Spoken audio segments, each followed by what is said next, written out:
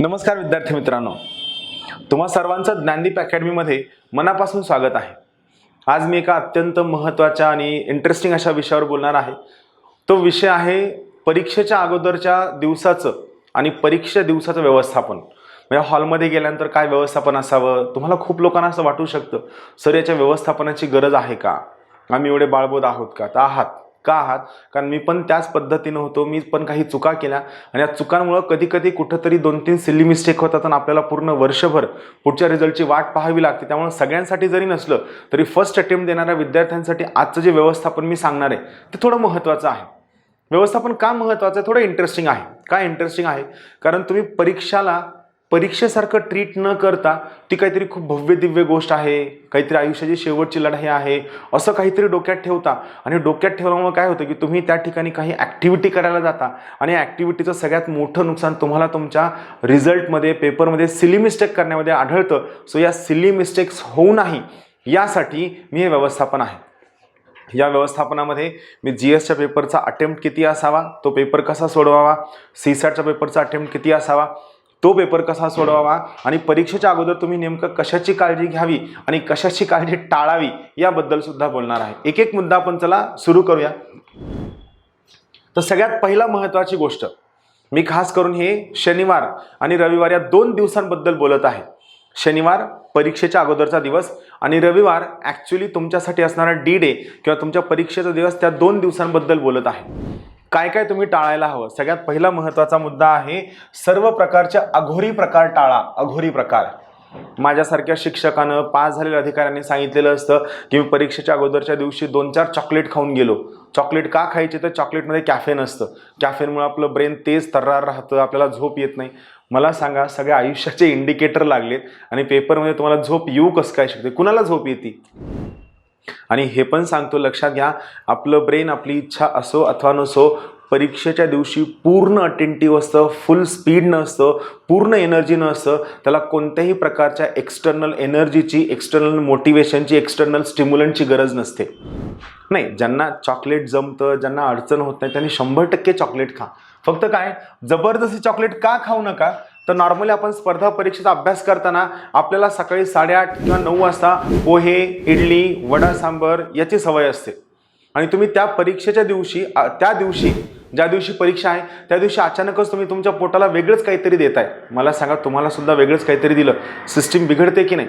आणि खूप सगळ्या विद्यार्थ्यांचं, सगळ्यांचं जरी होत नसलं तरी खूप सगळ्या विद्यार्थ्यांची अडचण ही होते की त्या दिवशी पोट बिघडतं, पेपरला बसलोय, पोटातनं गडकून आवाज यायला सुरू होतो। हे सगळे प्रकार होतात, आवश्यकता नाही। आवडत असेल, तुम्हाला जमत असेल, तुम्हाला पचत असेल, तुम्हाला त्रास होत नसेल, पोटामध्ये गॅस होत नसेल तर 100% खा। चॉकलेट खाऊ नका असं माझं बंधन नाही, पण विनाकारण कोणत्याही अशा गोष्टी करू नका की ज्यामुळे परीक्षेचा जो फोकस आहे तो दूर राहील आणि तुमचं अर्ध-निम्म लक्ष प्रोसिजरवरच अडकून पडेल आणि विनाकारण पोट बिघडेल। सो जबरदस्ती चॉकलेट खाणं, एनर्जी ड्रिंक पिणं, म्हणजे तुम्ही त्या पाण्यामध्ये चॉकलेट खाता, वरून टँग असेल, ग्लुकॉन-डी असेल, एनर्झाल असेल किंवा काही लोक रेड बुल, ह्या सगळ्या गोष्टी पितात। चॉकलेट आणि एनर्जी ड्रिंक, तुम्हाला सांगू का, सकाळी सकाळी उठल्या उठल्या तुम्ही तुमच्या पोटामध्ये काय करताय, या सगळ्या केमिकलचा भरणा करून पोटाला त्रास देताय। पोटाला त्रास दिला की पोट काय करणार, ब्रेनला सिग्नल देणार आणि तुमच्या ब्रेनचं जे 100% लक्ष पेपरमध्ये असायला हवं ते अर्ध-निम्म लक्ष पोटाकडं, अर्ध-निम्म लक्ष गॅसकडं, अर्ध-निम्म लक्ष सगळं डायव्हर्ट होतं। गरज नाही एनर्जी ड्रिंकची, गरज नाही। तुम्ही स्वतः बघा ना, तुम्ही सिन्सिअर असाल, मूड चांगला असाल आणि सकाळी 7 वाजता अभ्यासिकेत जाऊन बसला तर कधी 12 वाजले कळत सुद्धा नाही। सिन्सिअर लोकांना या सगळ्या गोष्टींची खरंच आवश्यकता नाही, विनाकारण एनर्जी ड्रिंक पिण्याची गरज नाही। किंवा काही लोकांचं असतं, नाही मला आता ॲसिडिटी होऊ द्यायची नाही, फक्त फळं खायचे। मी एक इंटरेस्टिंग किस्सा सांगतो। UPSC मेन्स होती आमची मुंबईला आणि आमच्यासोबत आमचे एक मित्र होते, फक्त तुम्ही ऐका आणि सोडून द्या। मग आमच्या मित्रानं काय केलं, UPSC मेन्स 3 तासाचा पेपर असतो आणि UPSCमध्ये काय असतं, पहिल्या 3 तासाच्या पेपरनंतर ब्रेकमध्ये परत 3 तासाचा पेपर असतो। मधल्या ब्रेकमध्ये त्यांनी काय केलं की त्यांनी ॲपल आणले। आम्ही आपलं ठरवलं की तिथं सेंटरच्या बाजूला पोळी भाजी केंद्र होतं, पोळी भाजी केंद्रावर जायचं, आपल्या 2-2 छोट्या छोट्या पोळ्या खायच्या, 4 छोट्या पोळ्या खायच्या आणि आपलं यायचं। त्यांनी ॲपल आणलं, ते काय सेंटरच्या बाहेर आले नाही कारण त्यांना तिथंच अभ्यास करत बसायचा होता। आमचे मित्र तिथं बसले, त्यांनी पेपर देऊन आल्यानंतर बसले, 2 ॲपल खाल्ले। मग त्यांच्या लक्षात आलं की ॲपल नाही की आपलं भागत नाही। पुन्हा ते बाहेर गेले, 2 वडापाव खाऊन आले। आलं लक्षात? माझं काय म्हणणं आहे आपल्या शरीराला एका गोष्टीची सवय झालेली असते, त्या सवयीमध्ये परीक्षेच्या दिवशी बदल नका करू. तुम्हाला बदल करायचा असेल तर 10 दिवस अगोदरपासून बदल करायला सुरू करा, जेणेकरून तुमच्या शरीराला परीक्षेच्या दिवशी त्या गोष्टीचे कोणतेही त्रास होणार नाही. फक्त फळं खाणं किंवा आणखीन काही लोक असं दही खाणं. ऑलरेडी कोरोनाचं वातावरण आहे, घसा खाकरला, थोडाफार शिंक आल्या तरी आपल्याला वाटतं की आपल्याला कोरोना झालाय की, आणि आपल्याला कोरोना झालेला असो किंवा नसो, मीडियावाले 100% आपल्या डोक्यावरती कोरोनाचा शिक्का मारणार आहेत. आपण थोडा खोकलो, आपण थोडं शिंकलो तरी आजूबाजूची लोक बॉम्ब फुटल्यासारखं बघतात, की अरे काहीतरी मोठा एकदम बितंकवादी आलाय की काय. बरोबर आहे, विनाकारण दही खाण्याचं लॉजिक आहे ते जुन्या काळामध्ये होतं. आज तुमचं शरीर केमिकलनं एवढं भरलंय की एक चमचाभर दह्यानं काही होणार नाही. विनाकारण सर्दी होईल, शिंका येतील, आणि सध्याचं वातावरण खूप चांगलं नाही आहे. गार गरम कंटिन्यू होत राहतं. त्यामुळे दही खाल, पहिला पेपर चांगला जाईल, दुपारनंतर शिंका येतील की असं काहीतरी होऊ शकतं. विनाकारण दही खाण्याच्या प्रकारात पडू नका. आणखीन एक असतं, त्या दिवशी रोज देवाकडे जायचं असेल तर रोज जा. असं काय असतं की परीक्षा दिवशी गेल्यानंतरच देव पावल? देवाला पण त्या दिवशी काम असेल, बिझी असेल की नाही देव? मंदिरात जाऊन देवासमोरचा पेढा खाणं, देवासमोरचं पाणी पिणं, हे यासाठी सांगतोय की तुम्ही कोणत्याही प्रकारचं इन्फेक्शन घेऊन दुसऱ्या पेपरला सामोरं जाऊ नये परीक्षेच्या अगोदरच्या दिवशी. आणि त्या दिवशी जे तुम्ही खाल याचे तुम्हाला 7 ते 8 किंवा 9, 10, 12 तासानंतर परिणाम दिसू शकतात. प्रत्येकालाच त्रास होईल असं नाही. ज्याला त्रास होईल त्यानेही काळजी घ्यावी. देवासमोरचा पेढा, देवासमोरचं पाणी, देवासमोरचा ते अंगारा, मी खूप लोकांना बघितलं, देवासमोरचा अंगारा इथं पण लावतात आणि खातात पण. खा, परीक्षा नसल्यानंतर खा, किलोभर खा, माझं ऑब्जेक्शन नाही, पण परीक्षेमध्ये तुम्हाला त्रास होता कामा नये. त्यानंतर परीक्षेच्या 1 दिवस अगोदर विनाकारण स्वतःची स्मरणशक्ती तपासायची नाही. मला हे आठवतं का, ते आठवतं का? ही एंडलेस प्रोसेस आहे, संपणार नाही, बिलकुल संपणार नाही. तुम्ही जेवढं आठवण्याचा प्रयत्न कराल तेवढं तुम्ही विसरायला सुरू झाल आणि तुम्ही ऑटोमॅटिकली तुमची टेम्परामेंट लूज कराल. स्मरणशक्ती तपासायची नाही. आता हे स्पर्धा परीक्षा करणारे मोस्ट ऑफ द विद्यार्थी बाहेरच्या शहरात राहतात, त्यामुळे हा पाया पडायचा प्रसंग होत नाही. 10वी 12वीला हा खूप प्रकार असायचा बघा. आपला पेपर आलाय 10 वाजता, आपण सकाळी 8 वाजता उठून सगळ्यांच्या पाया पडायला निघलोय. घरचे झाले, मामा मावशी, काका काकू, शेजारी पाजारी, काही आवश्यकता नाहीये. त्यांचा तुमच्या पाठीशी आशीर्वाद आयुष्यभर असतो. तुम्ही त्यांना वाईट बोललात, तुम्ही त्यांना चांगलं बोललात, तरीही त्यांचा परमनंट आशीर्वाद असतो, कारण ते तुमच्याबाबत खूप चांगला विचार करत असतात.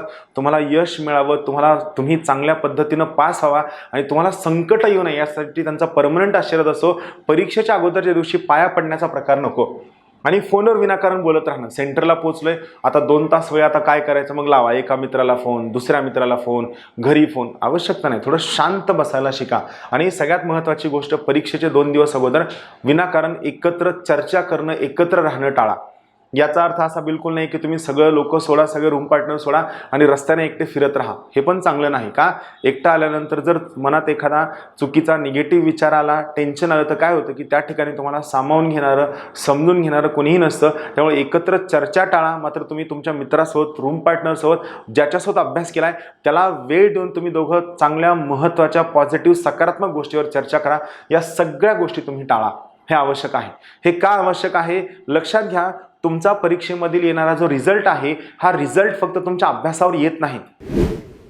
हा रिझल्ट तुम्ही केलेला अभ्यास, तुमची सिन्सिअरिटी, तुमची मेहनत, तुमचा कॉन्फिडन्स, तुमची ऑनेस्टी आणि तुम्ही कोणत्या पद्धतीने त्या ठिकाणी त्या सगळ्या गोष्टींना सामोरे जाताय यावर तुमचा रिझल्ट येतो. फक्त अभ्यासावरती निकाल येत नाही. आणि सगळ्यात महत्त्वाचा घटक जो तुमच्या रिझल्टसाठी कारणीभूत असतो, तो घटक असतो तुमची टेम्परामेंट, तुमची मानसिकता. आणि या मानसिकतेला मात्र तुम्हाला खूप कॉन्फिडन्सनं सामोरं जायचं आहे. त्यामुळे या सगळ्या बाबी तुम्हाला लक्षात घ्यायच्यात आणि त्यानुसार तुम्हाला शेवटच्या 2 दिवसांचं व्यवस्थापन करायचं आहे.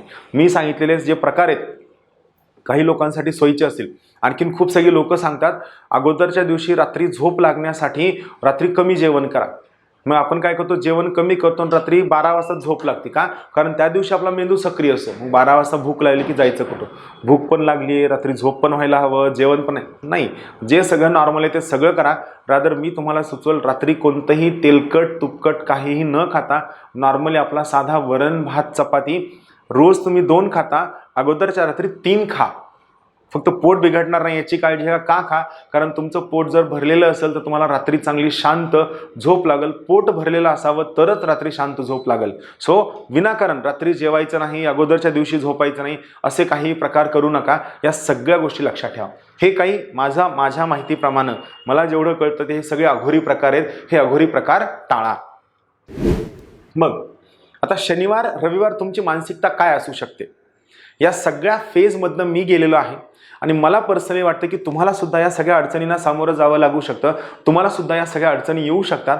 पहा, तुम्हाला यापैकी ज्या सगळ्या अडचणी येतात तर लक्षात घ्या, या सगळ्या अडचणी मी तुम्हाला सांगतो या सगळ्या नॉर्मल आहेत, नॅचरल आहेत. प्रत्येक सिन्सिअर विद्यार्थ्यासोबत ज्याने अभ्यास केला आहे, ज्याने या करिअरकडं खूप सिरियसली पाहितलेलं आहे, त्या प्रत्येक विद्यार्थ्यासोबत या सगळ्या गोष्टी घडणार आहेत.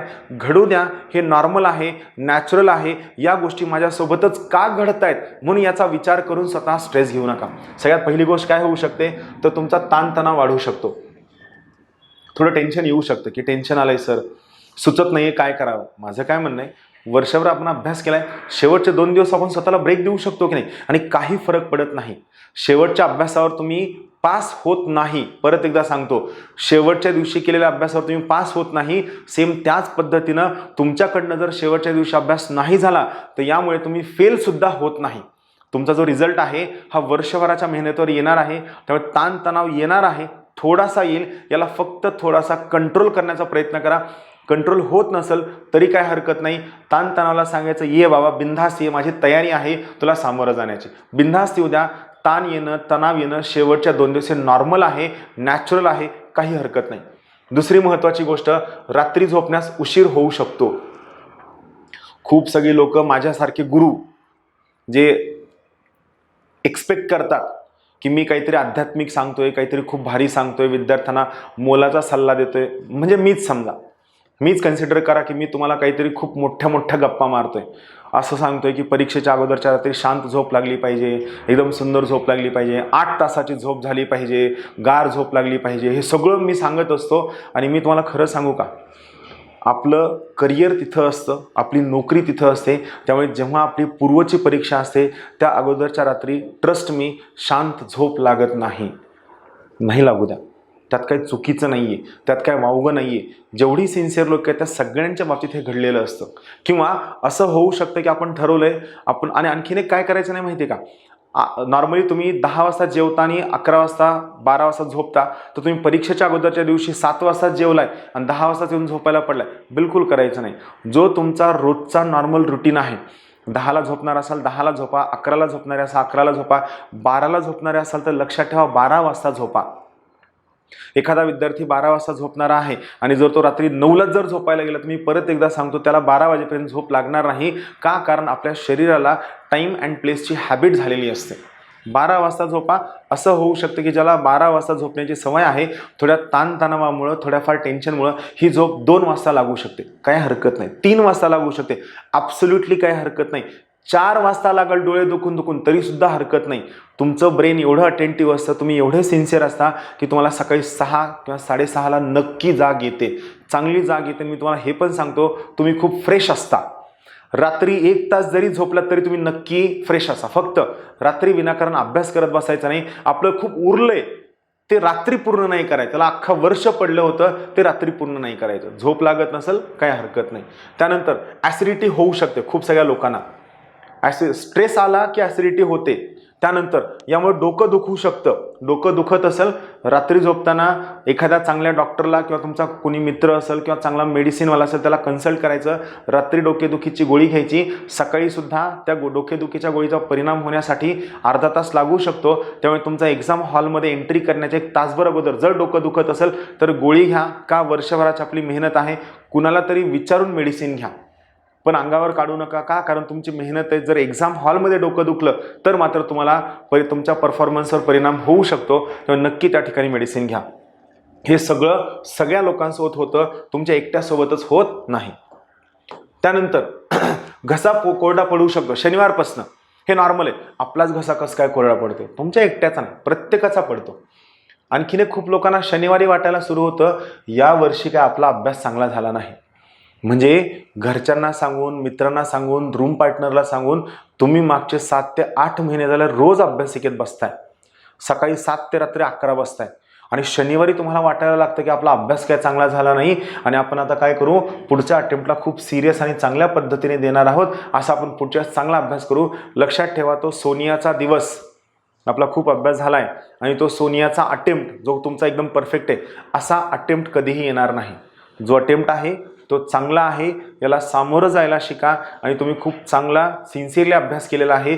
तुम्हाला जरी स्वतःवर विश्वास नसला तर मी तुम्हाला खूप सगळ्यांना पाहतो, अभ्यासिकेत पाहतो, क्लासरूममध्ये पाहतो, तुम्ही खरंच सिन्सिअरली अभ्यास केला आहे. विनाकारण शेवटच्या 1 ते 2 दिवसांवर स्वतःला जज करून स्वतः वर्षभर केलेल्या मेहनतीवर पाणी फेरू नका. हे असं वाटणं एकदम नॅचरल आहे, नॉर्मल आहे, यात वावगं असं काहीच नाही. हे तुम्हालाच नाही, मला सुद्धा वाटायचं. तुमच्या खूप सगळ्या मित्रांना विचारा, त्यांना सुद्धा सेम वाटतं. वाटू द्या. काय मी आम आदमीबद्दल बोलतोय. रजनीकांत गटातल्या विद्यार्थ्यांबाबत बोलत नाहीये, जे स्वतः अति हुशार, अति शहाणे, अति स्मार्ट असतात, ज्यांना वाटते की असं आमच्या बाबत काहीच घडत नाही, जे वर्गात बालवाडीपासनं टॉपर्स असायचे आणि ज्यांना बालवाडी टू 10वी 99% होते, या गटाबद्दल बोलत नाही. जे माझ्यासारखे 60, 70, 80% सर्वसाधारण हुशार होते, ज्यांना खूप गोष्टी लेट कळत गेल्या, पण जे आज करिअरबद्दल सिन्सिअर आहेत, करिअरबद्दल जागरूक आहेत आणि ज्यांना स्वतःला गोष्टी चांगल्या करायच्यात, ज्या गोष्टी थोड्याफार चुकल्या होत्या त्या चांगल्या करायच्यात, त्या सगळ्यांसाठी हे सगळं नॉर्मल आहे, हे नॅचरल आहे. हे माझ्यासोबत सुद्धा घडलं. प्रत्येक वेळी प्रिलिम्सच्या सकाळी माझं डोकं दुखायचं. 4ला 4ही UPSC प्रिलिम्सच्या सकाळी उठल्यानंतर माझं डोकं दुखलं. मी न चुकता सकाळी इडली नाश्ता केला आणि औरंगाबाद सेंटर असायचं, कार्तिकी हॉटेलला राहायचो, इडली नाश्ता करायचा आणि आपलं जाऊन त्या ठिकाणी गोळी खायची आणि आपलं एक्झाम हॉलमध्ये जाऊन बसायचं. मला कधीही असं वाटलं नाही की आपण हे करावं ते करावं. हे नॉर्मल आहे, नॅचरल आहे आणि आपल्याला प्रत्येकासोबत घडतं. फक्त काही लोक लपवतात, काही लोक एक्सप्रेसिव्ह असतात. So it's very normal. या सगळ्या गोष्टी घडू शकतात, होऊ द्या, काही हरकत नाही. तिसरी सगळ्यात महत्त्वाची गोष्ट, शनिवार आणि रविवारी तुम्ही स्वतःकडनं काही चुकीचा अवास्तव अपेक्षा नाही ठेवायच्या. काय अपेक्षा नाही ठेवायच्या? सगळ्यात पहिली महत्त्वाची गोष्ट, आपल्या अभ्यासाचं 5 ते 7 वेळा रिव्हिजन व्हायला हवं. माझं म्हणणं आहे, जर तुम्ही एकदा आणि दोनदा चांगला अभ्यास केलाय तर 7 रिव्हिजनची गरज काय? आणि ज्याला 7 रिव्हिजन लागतात त्याचा अभ्यास झालाय का मला सांगा. रिव्हिजन आपण कशाला म्हणतो? जे आपल्याला कळलंय याला नजरेखालनं घालणं. मग जे वाचलंय, कळलंय, त्याला पण नजरेखालनं घातलं, पहिलं रिव्हिजन झालं, आणखीन एक रिव्हिजन झालं. या 2 रिव्हिजनमध्ये नॉर्मल आहे, नॅचरल आहे, परत वाचण्याची गरज नाही. पण तुम्हाला माझ्यासारख्यानं सांगितलेलं असतं किंवा मीच सांगितलेलं असतं की तुमचे 100 रिव्हिजन झाले पाहिजे. मग आपले 100 रिव्हिजन तर झाले नाही, मग परत टेन्शन घ्यायचं? बिलकुल नाही, ही अपेक्षा ठेवायची नाही. माझं हे पण म्हणणं आहे, ज्या विद्यार्थ्यांचं एकदा पण वाचून झालं नाही ना, ती विद्यार्थी सुद्धा राज्यसेवा पूर्व नक्की पास होतील. ते विद्यार्थी सुद्धा कंबाईनचे प्रिलिम्स नक्की पास होतील. का? कारण तुमच्या पुस्तकातल्या प्रत्येक पानावर प्रश्न येत नाही. राज्यसेवा पूर्वला एका विषयाला 17 ते 18 प्रश्न आणि तुमच्या कंबाईन पूर्वला एका विषयावर 15 प्रश्न. या सोयीनं प्रश्नांचे आकडे जवळपास रिलेटिव्हली फिक्स असतात. मग माझं काय म्हणे की अख्खं पुस्तक आपल्याला पाठ करणं का गरजेचं आहे? आलं लक्षात? त्यामुळे रिव्हिजन झालेलं नसलं, मी परत एकदा सांगतो, ज्यांचं सिंगल रिडिंग सुद्धा चांगलं झालं नाहीये ना, त्या लोकांनी सुद्धा जर त्या ठिकाणी चांगलं लॉजिक लावलं आणि त्यांनी जर अभ्यास करताना MCQची प्रॅक्टिस केली असेल, ती लोक सुद्धा पास होतील विदाऊट रिव्हिजन. माझा शब्द आहे, लक्षात ठेवा. त्यानंतर सगळं वाचून झालेलं हवं, आवश्यकता नाही. प्रिलिम्सची परीक्षा आहे, रात्री शांत झोप लागायला हवी. मग आपण काय करतो? शांत झोप, आपण 8 वाजता झोपायचा प्रयत्न करतो आणि मग 12 वाजेपर्यंत काय झोप लागत नाही. मग कुणीतरी सांगितलेलं असतं की 7 तास झोपायला हवी. 12 ते 7, अरे 7 पर्यंत झोपलं तर मग सेंटरला कसं जाणार? म्हणजे माझी 6 पर्यंत झोपावं लागेल. मग 6 तास झोप, माझी 1 तास झोप कमी, मग माझा अभ्यास अफेक्ट होईल, माझा ब्रेन चालणार नाही, मेंदू चालणार नाही. या विचारात आणखीन 1 वाजतो, आता 5 तास, मग 2 वाजता, आता 4 तास. काही नाहीये. शांत झोप नाही लागली, लक्षात ठेवा, तरीही फरक पडत नाही. शांत झोप लागण्याचा प्रयत्न करा. लागली ठीक आहे, नाही लागली ॲब्सोल्युटली हरकत नाही. मी आणखीन एक सांगतो, खूप जास्त टेन्शन आलं का झोप येत नाही, तर हा माझं मत आहे. याबाबत मतांतरं असू शकतात. खूप जास्त स्ट्रेस वाटतोय, झोप लागत नाही, कपिल शर्माचा कॉमेडी शो टाकायचा, राजपाल यादवची कॉमेडी शो टाकायची, मकरंद अनासपुरेचे 2-3 व्हिडिओ पाहायचे. तुमचं ब्रेन रिलॅक्स होईल, चांगले पॉझिटिव्ह हार्मोन सिक्रेट होतील आणि तुम्हाला केव्हा झोप लागली कळणार सुद्धा नाही. ते तसंच असतं बघा. आपण ज्या गोष्टीच्या मागं लागतो ना, ती गोष्ट आपल्याला मिळत नाही. झोप लागा, झोप. तुम्ही बघा, एखाद दिवशी तुमच्या डोक्यात आलं की राव आज काय झोप लागत नाही असं वाटतंय, तर तुम्हाला झोप लागतच नाही. का? कारण तुम्ही तुमच्या ब्रेनला सेल्फ सजेशन देऊन ठेवता. आणि तुमचं ब्रेन काय करतं? तुमचं ब्रेन पॉझिटिव्ह निगेटिव्ह ॲनोडवर काम करत असतं. एक मन म्हणतं झोप आली आहे, पण दुसरं मन म्हणतं की अरे आज झोप येणार नव्हती आपल्याला. तुमचं ब्रेन मग तुम्हाला काय करतं? जागा ठेवायचा प्रयत्न करतं. आणि हे लक्षात घ्या की आपला मानवी स्वभाव आहे, आपल्या मानवी स्वभावावरती निगेटिव्ह गुण, निगेटिव्ह व्हॅल्यूज जास्त फोर्स करतात पॉझिटिव्ह व्हॅल्यूजपेक्षा. पॉझिटिव्ह व्हॅल्यूजनं तुमच्यावर डॉमिनेट करण्यासाठी तुम्हाला स्वामी विवेकानंद व्हावं लागेल आणि ते होण्यासाठी खूप मोठी गोष्ट लागते. सध्या आपण सर्वसामान्य व्यक्ती आहोत आणि सर्वसामान्य व्यक्तीच्या आयुष्यामध्ये निगेटिव्ह व्हॅल्यू जास्त फोर्स करतात. ते पॉझिटिव्हमध्ये कसं करायचं हा आपला प्रांत नाही आहे, तो आपण पास झाल्यानंतर बघू. आता काय झोप लागत नाही, इट्स ओके. डोकं शांत ठेवायचं नसतं राहत. आपण यंग आहोत, एनर्जेटिक आहोत, आपल्याकडे फुल एनर्जी आहे आणि एवढी एनर्जी असताना डोक्यामध्ये 1000 विचार येतात, 100% येतात. येऊ द्या, काही हरकत नाही. तुम्ही जेवढं या विचारांना रोखण्याचा प्रयत्न कराल ना, ते तेवढ्या जास्त स्पीडने येतील. मग काय करायचं, ये म्हणायचं. ते येत नाही. विचार येणं ऑटोमॅटिकली कमी होतं. डोकं शांत राहत नसेल, ठेवण्याचा प्रयत्न करा. राहिलं ठीक आहे, डोक्यावरती बंधनं घालू नका, येणाऱ्या विचारांवरती बंधनं घालू नका.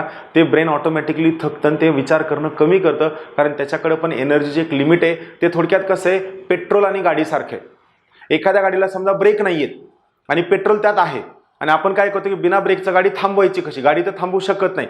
मग जोपर्यंत पेट्रोल संपत नाही तोपर्यंत गाडी चालवायची. ब्रेनचं पण सेम आहे. एकदा एनर्जी संपली की ते डाऊन डाऊन डाऊन डाऊन जायला सुरुवात होऊन ऑटोमॅटिकली तुम्हाला झोप लागते, तुम्हाला कळणारही नाही. हे मेंदू काय माहिती का, बिना ब्रेकची मोटरसायकल आहे. डोकं शांत नाही राहू दे, काय हरकत नाही. डोक्यात काहीही विचार आणायचा नाही. येत असेल येऊ द्या, त्याला अडवू नका. तो ऑटोमॅटिकली एनर्जी संपली की निघून जाईल. हे 2-4 जे तुमचे खूप इन्स्पिरेशनल वाक्य आहेत ना, अब की बारी उपजिल्हाधिकारी किंवा काय अभी नाही तो कभी नहीं, लहरों से डरकर नौका पार नहीं होती, हे हा माझ्या मते हे इन्स्पिरेशनल लोचा आहे, जबरदस्ती आणलेला लोचा आहे. हे आपण खूप जबरदस्ती लिहितो आणि असं घडत नाही. आणि मग आपण काय करतो, आपण त्या ठिकाणी स्वतःला ना आडोसा शोधायला प्रयत्न करतो. गरज नाहीये. तुम्हाला काय नाव न्यायची नाहीये, तुम्हाला काय खूप अडचणी चालेल नाहीये. आपल्या साध्या पद्धतीने अभ्यास करायचा. विनाकारणचं जबरदस्त इन्स्पिरेशन ओढून ताणून आणायचं नाही, शोधायचं नाही. लक्षात ठेवा, हे आयुष्य नाही, हे स्वप्न नाही, हे तुमचं जग नाही. ही एक परीक्षा आहे, याला एक सिलेबस आहे, याला एक प्रश्नपत्रिका आहे, याला डिफाईन पुस्तकं आहेत, याला तुम्हाला शिक्षकांनी शिकवलेलं आहे. याच्या बेसिसवर फक्त काम करायचं, तुमचा नक्की निकाल येणार नक्की. पण तुम्ही हे सगळं जर करत बसलात ना, तर पेपर लांब राहतो, टेम्परामेंट लांब राहते, प्रश्न लांब राहतात आणि तुम्ही याच गोष्टीमध्ये अडकून पडतात. आणि मग काय होतं, पेपर झाला, पेपर अवघड झाला की मग तुम्ही एकदम शांत कुठतरी एखाद्या तुमच्या गावातल्या फेमस रोडला जाऊन एकटंच जाऊन बसणार. वर्षभर मेहनत केली आहे, पेपर संपला की आपलं गप गुमान थिएटरला निघायचं, पुष्पा पिक्चर बघून यायचा. छान आहे, बोर होत नाही, काही नाही. हे डोकं नाही लावायचं की फाईट कशी लागते, फिजिक्स केमिस्ट्रीचे लॉस तिथं नाही लावायचे. का, आपल्या मेहनतीचं फळ आहे. 100% पिक्चरला जायचं. आवडो नाही आवडो, वाटलं तर थिएटरमध्ये जाऊन झोपायचं किंवा कुठंतरी जर तुम्ही मटण बिटन खात जायचं, मस्तपैकी जेवून खाऊन यायचं. रात्री गप्पा मारायच्या 12-1 वाजेपर्यंत. जर जमावबंदी नसेल, सगळ्या गोष्टी नसतील तर कुठेतरी चहा प्यायचा, गप्पा मारायच्या, काय झालं काही नाही. पेपर, अभ्यासिका, स्पर्धा परीक्षा, सदाशिव पेठ, या सगळ्या गोष्टींच्या लांब जायचं थोडंसं. का, कारण आपल्या कष्टाला कुठेतरी तुम्हाला इन्सेंटिव्ह द्यायला हवे. आपल्या आयुष्यात आपण पास होईपर्यंत चहा हेच सगळ्यात मोठं इन्सेंटिव्ह आहे. तर ओढून ताणून इन्स्पिरेशन आणायचं नाही. मग काय काय करायला हवं, तर लक्षात घ्या, ही परीक्षा आहे, सिलेबस आहे, प्रश्नपत्रिका आणि याला एक अभ्यास आहे. आणि माझं पर्सनल मत आहे की स्पर्धा परीक्षा करणारा प्रत्येक विद्यार्थी सिन्सिअर असो. शेजाऱ्या पाजाऱ्यांनी नाव ठेवू द्या, कधी कधी पॅरेंटनी नाव ठेवू द्या, तुमच्या मित्रांनी नाव ठेवू द्या, तुमच्या घरमालकांनी नाव ठेवू द्या, अरे किती वर्ष इथंच आहेस, काही जरी असलं ना तरी हे या लोकांना हे नाही कळू शकत.